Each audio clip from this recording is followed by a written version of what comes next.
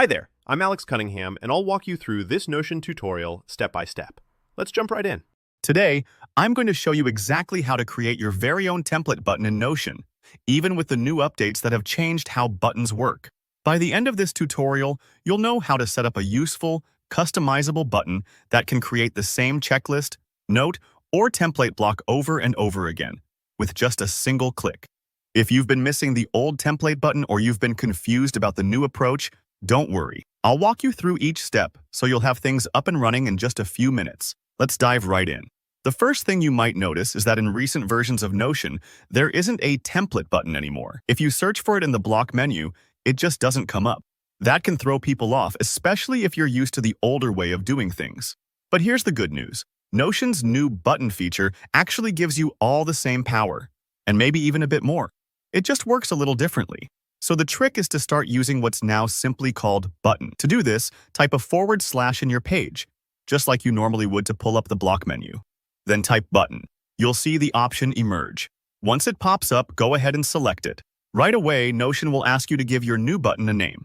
This isn't just for looks. Naming your button clearly helps you keep things organized, especially if you plan to add several different buttons to a page for different purposes. For instance, you might name it Daily Checklist or Add Meeting Notes, anything that hints at what the button will do when you use it. Next, you'll see an option to add an action. This is where the magic really happens. Notion lets you define exactly what kind of block or content you want your button to produce each time you click it. Let's say, for example, you want a recurring to-do list to pop up, maybe for tracking daily habits or prepping for a meeting.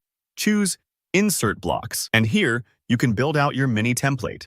Just add the blocks you want, maybe a checklist, a few text prompts, or whatever structure you need. Take your time at this stage. You can stack multiple blocks, rearrange them, or even nest a database entry if that fits your workflow.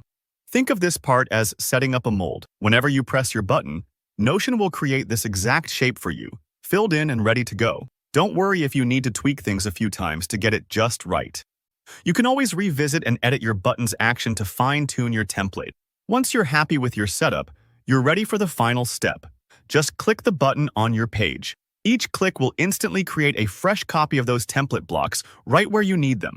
It's just like the classic template button. Only now, you might notice it opens up even more possibilities, since you can combine different actions or formats within a single button. And that's really all there is to it. With just a few steps, you've created a powerful productivity shortcut in Notion, allowing you to replicate any block or workflow with one simple click. If you ever need to update what your button does, just jump into its settings and adjust your template as your needs evolve. If this video helped make buttons in Notion clearer for you, please give it a like and consider subscribing for more tips just like this one. Got a specific question or an idea for another Notion tutorial? Drop a comment below. I love hearing from you and I'm always happy to help out. Thanks for watching and I'll see you in the next video.